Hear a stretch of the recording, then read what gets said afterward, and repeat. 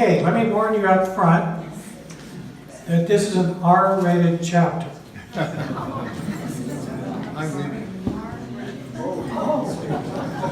In fact, it's at least an R-rated chapter, but it comes next after 17, and we're going to do our best to do it. And I titled this very simply, "You Shall Not Commit Adultery." Now, this is not a chapter or a subject I would choose for this class. Maybe not any class, but particularly this class. We hope that everybody's kind of beyond that here. But there are so many ramifications for our country and for our churches and everything else that it's an important subject. This is a subject that has brought down every major civilization from Egypt to Rome in our history, and now threatens to bring down the good old USA, the most powerful nation in history. Idolatry and adultery is the two things God speaks against more than just about anything in His Word. The first commandment, "You shall have no other gods before me." And the seventh commandment, "You shall not commit adultery." Why are these two things important? It just almost makes sense that the first one is, "You shall have no other gods before me." But why is committing adultery so important to God that we not do that? Because they are both appeal to the flesh. And God knows the flesh is weak, and so does the devil. And the devil always comes at us at our weakest points, because he knows that's how to take us down. Now, I would guess the average age in this class is, and I'm going to get myself in trouble, I'm sure. Average age? 26. Thank you. Got me off the hook. I'm going to say 75 to 80. Just pick it up. We have some that are nearer being centurions in this class. And we have some younger people in this class, thank God. Well, I can tell you that we have some long-time attenders of this class that are nearing that centurion age. And when they hit it, we're going to have a big party. First one that hits it's going to be a big party. Remember the one we had at our house? Yeah. It's going to be bigger. We're going to celebrate that.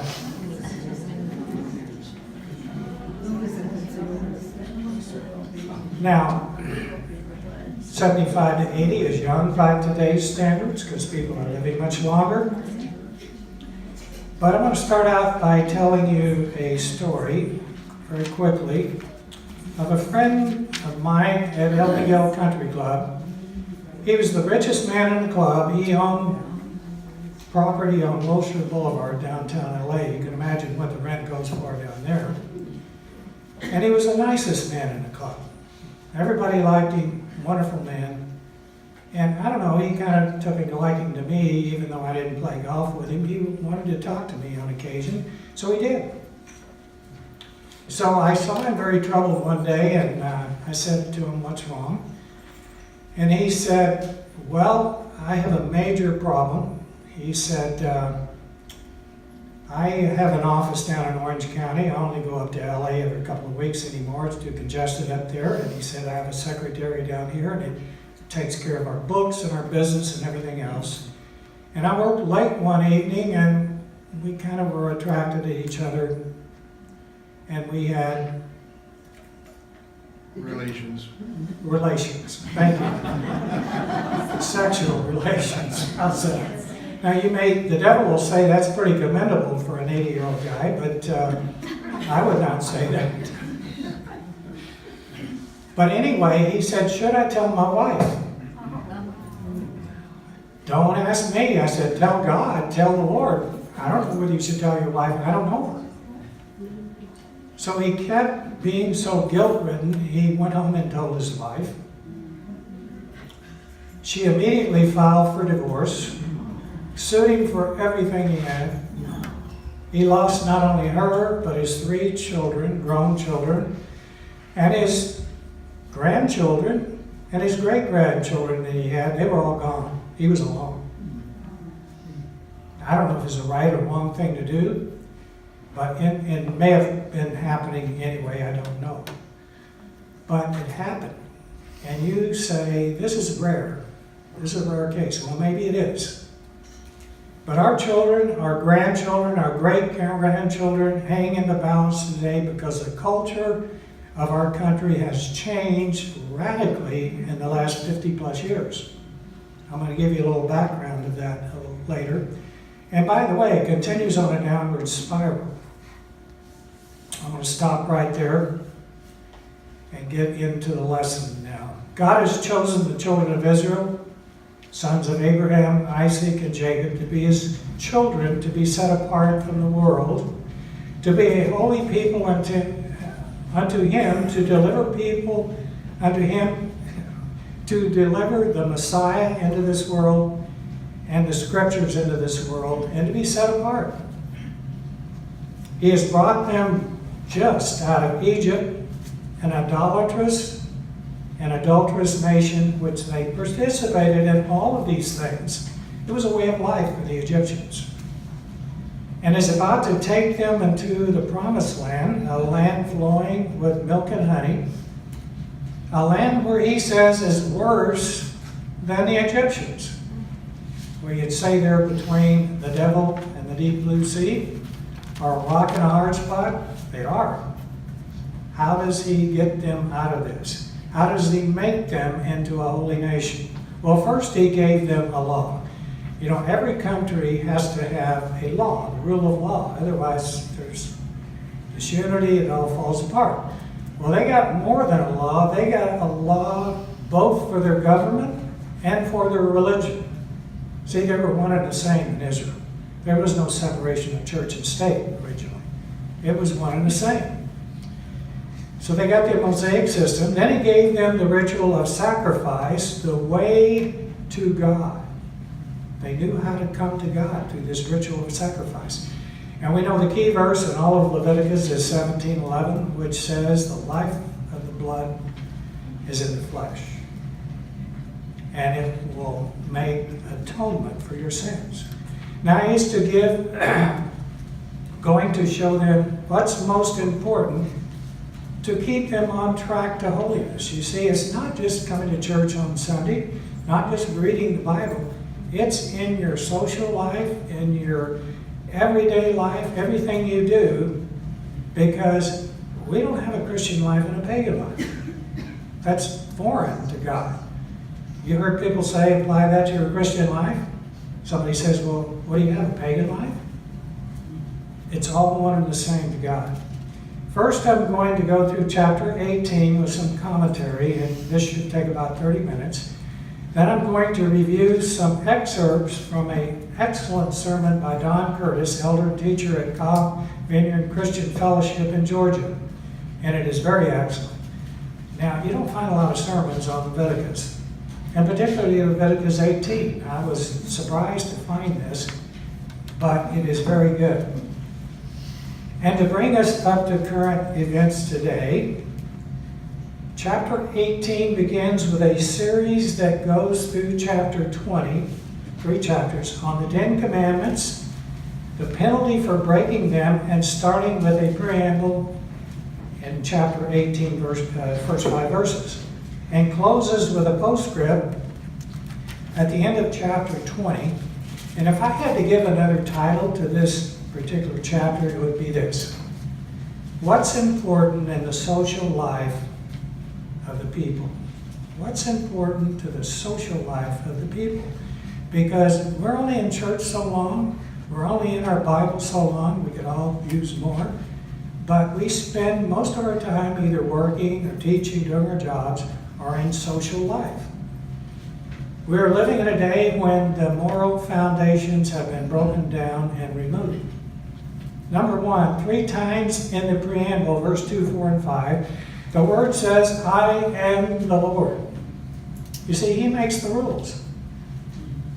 He who has the gold makes the rules, and he has all the gold. He has the cattle on 1,000 hills. Somebody said, well, I don't like his rules. Well, go build your own universe. You can make your own rules. Might be a little hard.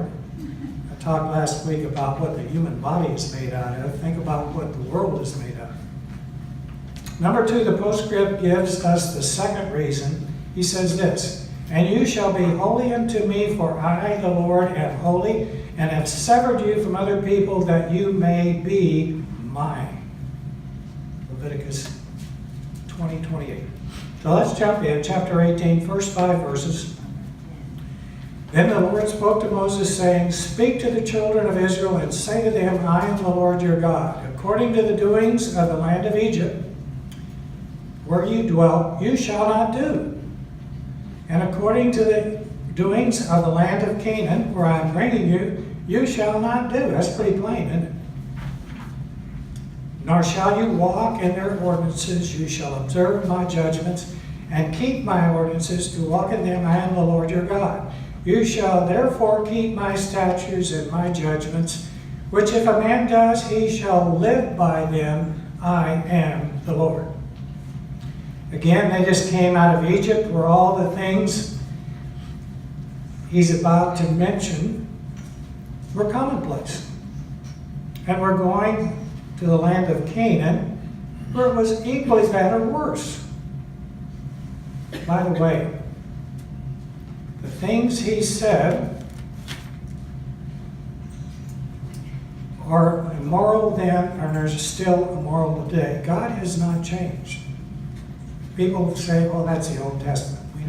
We need to pay any attention to the Old Testament. Well, let me give you just a verse or two out of the New Testament, starting with Ephesians, chapter 4, verse 17 to 19. Paul, speaking through the Holy Spirit, says, this I say, therefore, and testify in the Lord, that you should no longer walk as the rest of the Gentiles walk, in the futility of their mind, having their understanding darkened, being alienated from the life of God because of their ignorance that is in them, because of the blindness in their heart, who being past feeling have given themselves over to lewdness, to work all uncleanliness with greediness.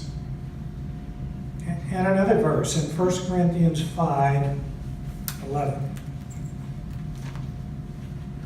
He says this, but now I've written to you not to keep company with anyone named a brother who is sexually immoral, or covetous, or an idolater, or a reviler, or a drunkard, or an extortioner, not even to eat with such a person. And then one more verse in 1 Corinthians 3:16 and 17. You know that the Corinthian church was the most carnal church that Paul started, and that he wrote to, and he wrote to them about these things over and over again. 3:16 and 17 says this, do you not know that you are the temple of God, and the Spirit of God dwells in you? If anyone defiles the temple of God, God will destroy him. For the temple of God is holy, which temple you are. This New Testament, not Old. Verse 6.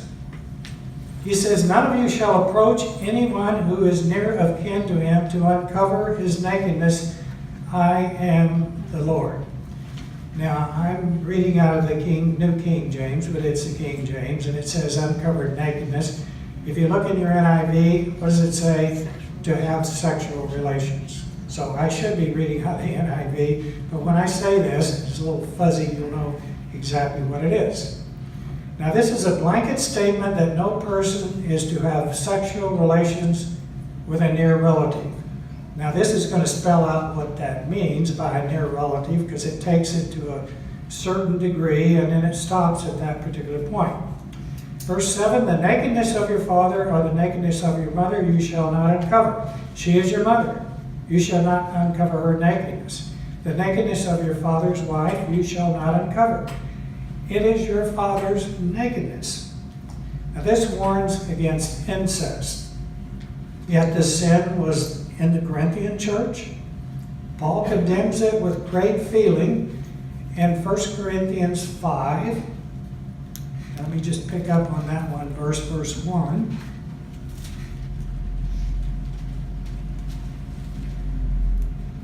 He says this, "It is actually reported that there is sexual immorality among you, and such sexual immorality is not even named among the Gentiles, that a man has his father's wife." Incest is where it starts. Solomon said there is nothing new under the sun. That is true. Now I'm going to go verse 9 through 15 because I don't want to stop at each one of these. It says, "The nakedness of your sister, the daughter of your father, or the daughter of your mother, whether born at home or elsewhere, their nakedness shall not uncover. The nakedness of your son's daughter or your daughter's daughter, their nakedness you shall not uncover, for theirs is your own nakedness." In other words, this goes out to in-laws as well, and I'll tell you why later. "The nakedness of your father's wife's daughter begotten by your father, she is your sister. You shall not uncover her nakedness. You shall not uncover the nakedness of your father's sister. She is near of kin to your father. You shall not uncover the nakedness of your mother's sister, for she is near of kin to your mother. You shall not uncover the nakedness of your father's brother. You shall not approach his wife. She is your aunt. You shall not uncover the nakedness of your daughter-in-law. She is your son's wife. You shall not uncover her nakedness." The different relationships which are established by blood or marriage are dealt with here. By the way, the Egyptians, intermarriage with brother and sister was common. And by the way, later on, the Romans did the same thing. Those were the two great empires that had this practice of marrying, particularly brother and sister. One of my favorite movies, The Gladiator by Russell Crowe. It's a bloody movie, but I like history of the Romans and the wars. And Russell Crowe, who was a general in the emperor's army, great general, and the emperor was getting old. He was about to pass away, and he had only one son, and this son was weak. The son was not very bright. He was not a battle person. So the emperor wanted to make Russell Crowe, later on the gladiator, his general, the next emperor. Well, he got sick and died, and the emperor's son found a way to get rid of Russell Crowe, and later on he came back as a gladiator. And in the meantime, he had his sister, who was the emperor's daughter, obviously. He wanted to marry her. He wanted to have sexual relations. She rebuffed him, but that was just commonplace at that particular time. Now, in the beginning, there was no law against this. There was no law against Cain and Seth. They had to marry their sister. That's all there was. Abram married his half-sister.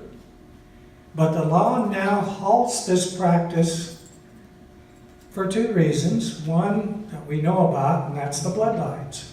As you get further away from Adam and Eve, the bloodlines getting mixed produce children that are not normal, deformed. So we know that. But there's also another reason. There's the emotional ties between family and between husband and wife. They're different. In fact, there are 6 words in the Greek for love. One of them is for family affection. It's called storge.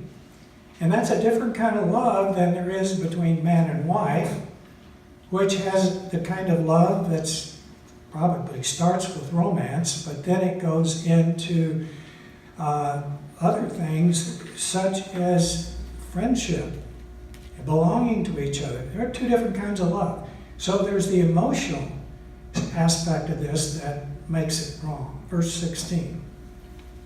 You shall not uncover the nakedness of your brother's wife. It is your brother's nakedness. Now, there's an exception to this in the law of the kinsman redeemer, if you remember your Old Testament, Deuteronomy 25, 5 to 10. And we see that when we come to the book of Ruth. verse 17 and 18.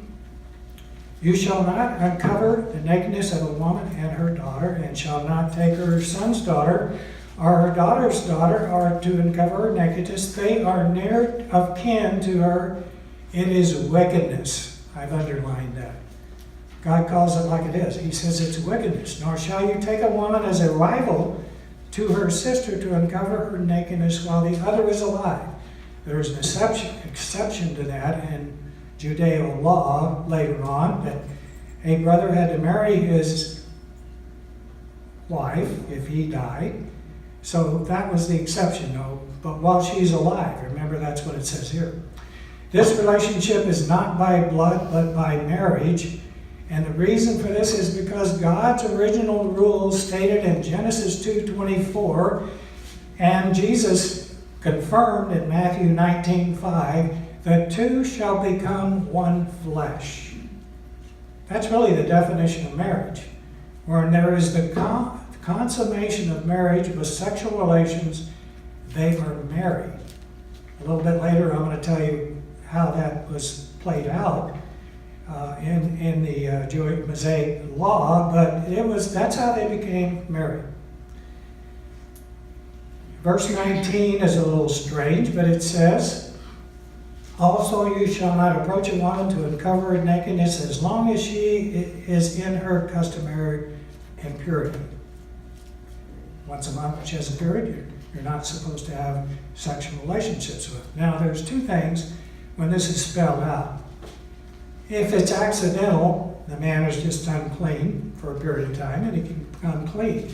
If it's premeditated, there's a very serious penalty for that. I'll get to that a little bit later. Very serious penalty. In a series called Poldark, any of you familiar with that? It takes place in England, 100 years ago or so. It's kind of an interesting series. In one part of that, there is this vicar, who's a pastor, who's a preacher, that wants this particular attractive young lady, and she hates him with every passion in her body. But she is forced to marry him through one of the Poldarks. And he takes tremendous advantage of her, even though her doctor keeps telling him, you can't do this. In other words, he didn't pay any attention to the fact she was 8 months pregnant. He still took advantage of her until she was sick. There's a reason for this. I can tell you, illicit sex has brought more pastors down than any other thing. I'm not going to name names. I could, but I won't. Verse 21. And you shall not let any of your descendants pass through the fire to Moloch, nor shall you profane the name of your God. I am the Lord. Descendants here in the NIV says children. This verse seems out of place. But the pagan worship of Moloch was closely related to sex. They had these temple virgins, they call them. They were really temple prostitutes, and they went and did their thing there, calling it worship. And then the extreme was they went and offered their children to Moloch, who's the god of Moloch. He was in this red hot molten chair, and they gave their children to him to be burned. It's hard to imagine the horror of this, but it happened. Listen to Jeremiah chapter 7, verse 31. There's only one verse. And they have built the high places of Topheth, which is in the valley of the son of Hinnom, to burn their sons and their daughters in the fire, which I did not command, nor did it come into my heart. I never even thought of such a thing, God says. This was the forerunner of the legalized killing of babies in this country. In 1973, the law was passed to legalize abortion, Roe v. Wade. And you saw the commotion in the country, not just in the Senate, that happened over that particular judge who was conservative. And they were just assuming that he would vote for that. In fact, they said it out loud over and over again. And it caused the country to be in a rage over this one issue, the rights of a woman to have an abortion. Verse 22. You shall not lie with a male as with a woman, it is an abomination. This is a perversion of sex. That's prohibitive. Paul's commentary on this in Romans chapter 1, verses 18 through 24, is even stronger than the Old Testament law. So this is not just Old Testament, it's new. Every major empire, as I said before, was brought down by sexual perversion, including Sodom and Gomorrah. You read about that one. And now we're going to go to the unspeakable, which is verse 23. You shall not mate with any animal to defile yourself with it, nor shall any woman stand before an animal to mate with it. It is a perversion. You say, why even bother with that? Well, this is not openly practiced today, but it is practiced in secret. The pornographic books, I'm told, are full of it. And I can tell you, is it going to be next to come out of the closet as we continue to open and open up to all of these things? Gives a stern, stern warning to us. Verse 24 and 5. Do not defile yourself with any of these things, for by all these nations are defiled, which I am casting out before you. For the land is defiled, therefore I visit the punishment of its iniquity upon it, and the land vomits out its inhabitants. That's a strong word. Vomits out its inhabitants. The nations of the Canaanites were cast out because they committed abominable sins. They were given 400 years, you go back to Genesis 15, 16, to repent, and they did not. So God cast them out. I heard people say, how can God do that? Well, he gave them a long enough warning. And you wonder, as you think about that, how much time do we have as we continue to slide down this slippery slope? I have a chart, by the way, from chapter 20, showing the penalty for each of these sins. Most of them are death. Male or female, doesn't matter. Not just male or one or the other. Few, they are to be cut off, meaning that they're out of the nation. You're out of the covenant. I think there's only one or two that he lets them off without those two offenses. These are serious sins then and now, and they were given for our good and for God's glory. Let's finish up in verse 26 to 30. You shall therefore keep my statutes and my judgments, and shall not commit any of these abominations, either any of your own nation or any stranger who dwells with you. For all these abominations the men of the land have done who were before you, and thus the land is defiled. Lest the land vomit you out also when you defile it, and it vomited out the nations before you. For whosoever commits any of these abominations, the persons who commit them shall be cut off from among his people. Therefore you shall keep my ordinance, so that you do not commit any of these abominable customs which were committed before you, and that you do not defile yourselves by them. I am the Lord your God. God gives a double warning to his people that if they pursue a pattern similar to the Canaanites, the same judgment, if not worse, would fall on them. And actually it was worse, because they did it. They were cast out of the land for 2,000 years. Only came back in 1948. By the way, I don't think he's changed his mind on any of these things that he said. I want to get to, in the last few minutes we have together, on these sermon excerpts that I mentioned to you. By the way, this whole sermon is probably an hour. It's about 40 pages of typewritten pages. I'm just going to pick out a couple of things to talk a little bit about the culture and the background of these things happening. And I'm going to start with a question. This question's been asked many times. The question is this: what is the most important thing you can do when the world is about to end? What would you do? Right. You would think. Well, there was a movie made in 1985. Goes back a ways. It was a PG movie. At the end of the movie, the two heroes, two attractive Russian women, an older Russian man and woman, and two other Russian men have inadvertently launched a missile that will start World War III and bring an end to the world. Knowing their imminent doom, each hero enters a tent with one of two attractive women. The older man and woman go to another tent, and the two men go to a third. This scene asserts an answer to the question: what is the most important thing you can do when the world is about to come to an end? This is 1985, and it was only rated PG.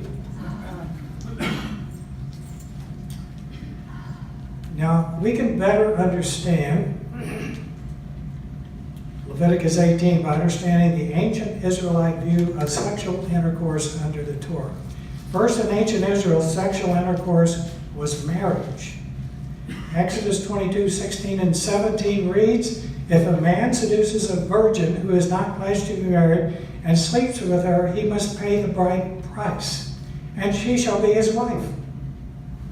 If her father absolutely refuses to give her to him, he must still pay the bride price for virgins." By the way, that was a very high price. I'm going to give you another example of what I've been talking about under this law. Genesis 24 tells us about the day Isaac's bride, Rebekah, came to him. Genesis 24:67. It says this: Isaac brought her into the tent of his mother Sarah, and he married Rebekah. Doesn't say anything about wedding, doesn't say anything about introductions. In fact, he didn't even know what she looked like. She was veiled. But she went into the tent with Isaac, and it says they were married. That's the law. In an uncomplicated way, Isaac married Rebekah by publicly entering a tent to have intercourse with her. This points out once more that in ancient Israel, sexual intercourse was marriage. From the beginning, sexual intercourse meant becoming one flesh. One flesh is not an emotional attachment between a man and a woman. It is an unavoidable consequence of a man joining physically with a woman. The law in the New Testament affirmed this. Genesis 2:24, and also Jesus affirmed this as well.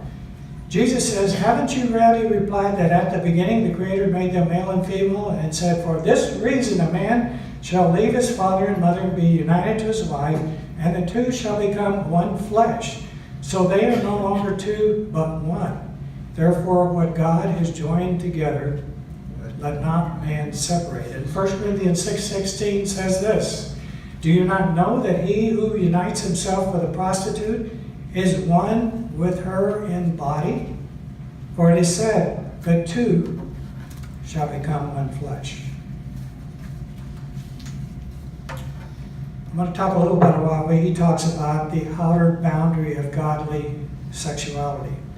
At one point in our nation's history, three boundaries of godly sexuality were firmly established from a cultural viewpoint.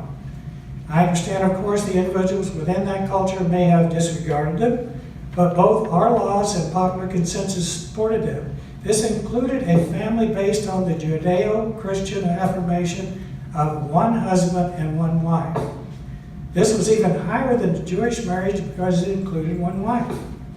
The ancient practice of polygamy was abandoned through the teachings of Jesus and the effective ministry of the Holy Spirit in the lives of men. Toward the beginning of the century in our nation, following the lead in Europe, adopted the doctrines of higher criticism. They began to tear away the Bible, and science embraced the theory of evolution and turned away from God.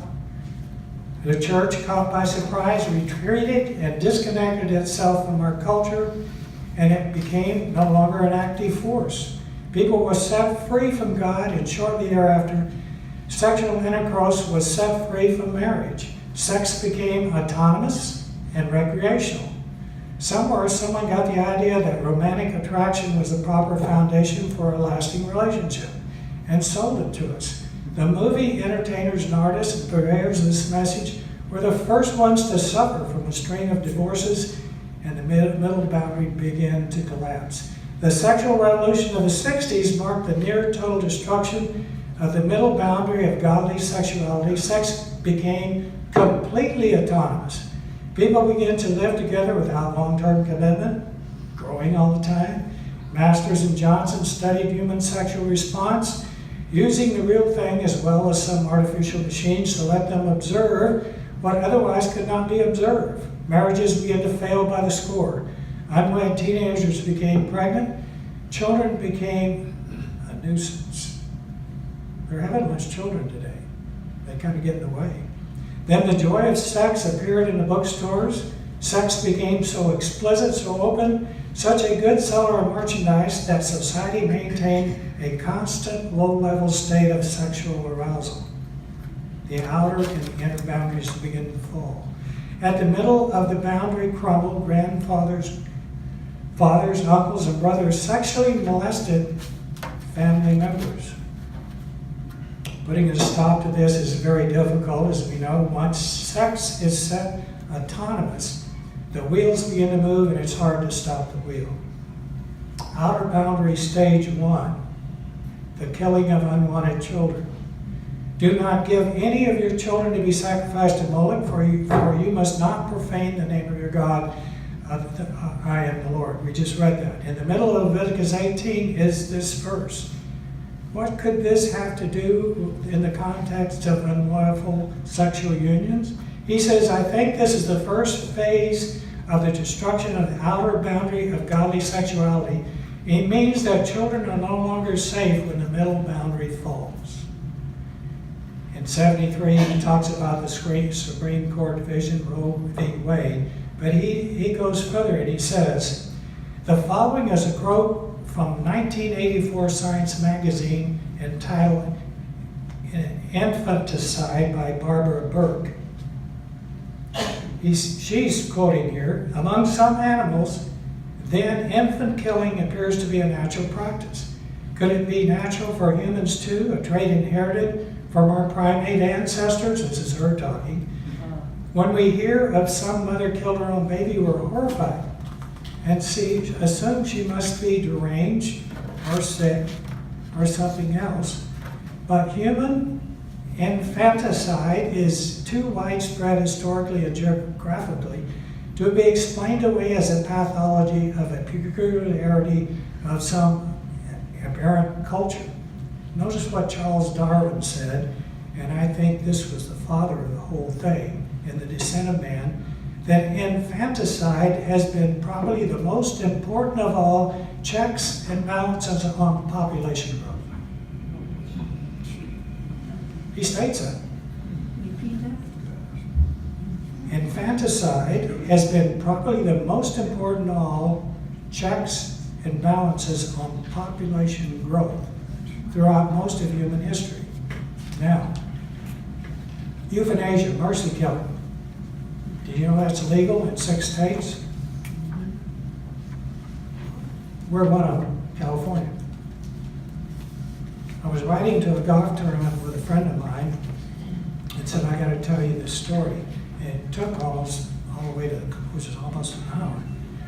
He told me about the mercy killing of his wife's father. Now, he was 96 years old, but he had all his mental faculties about him.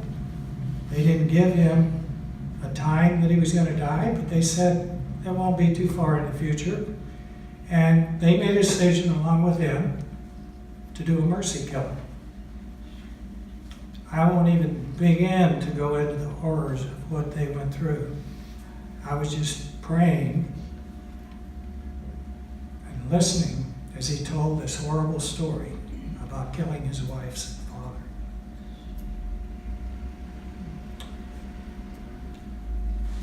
Outer boundary, stage 2. Do not lie with a man who lies with a woman, that is detestable. Following the book, the joy of sex came the joy of gay sex, and the joy of the lesbian sex. As the outer boundary began to crumble with the destruction of children, sex became autonomous. Sexual experience between members of the same sex was an unavoidable next step. Here's why. If your sexual goal is pleasure, independent of marriage, and your sexual freedom comes from denying its wrongness, there is no foundation left to judge an alternate practice. Consequently, many homosexuals are begging for us to be compassionate and accepting. We should be compassionate. Jesus was. Accepting? Accept the person.